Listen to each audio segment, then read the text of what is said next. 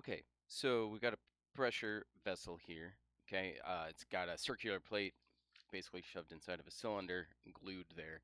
It's got an internal pressure of 450. I want to find the shear stress in the glue and then the status stress in the wall vessel. We'll start with the status stress.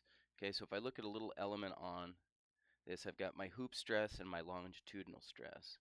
Hoop stress is sigma 1, longitudinal stress is sigma 2.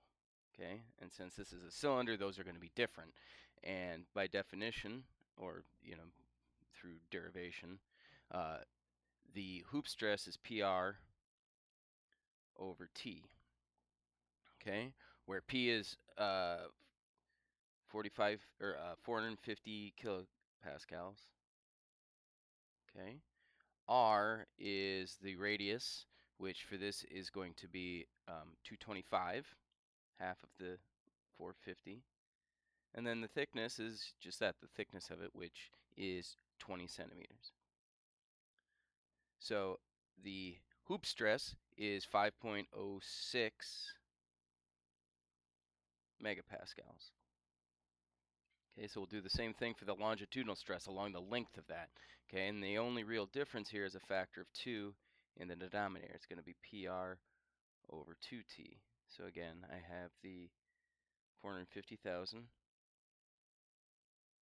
the radius at 225,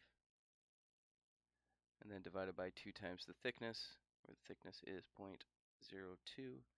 So this is just going to be half that size, which is going to be 2.53 megapascals.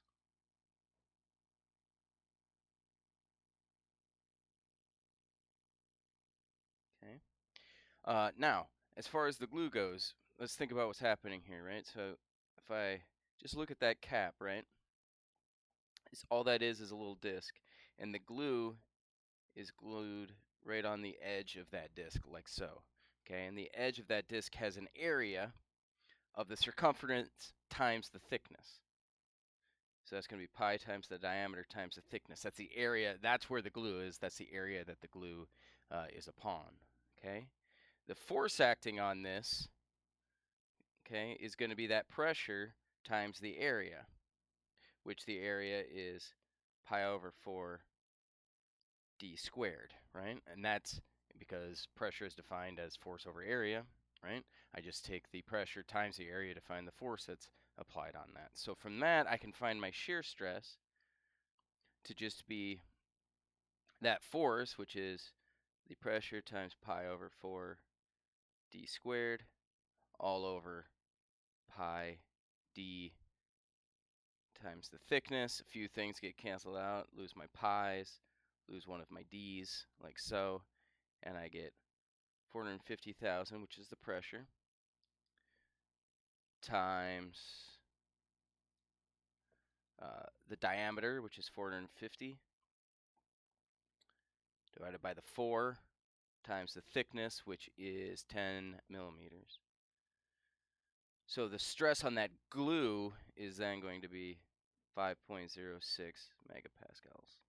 Okay, so again, with a pressure cylinder, you've got hoop stress, you've got longitudinal stress that you guys take into account, and the equations are pretty simple to figure that out.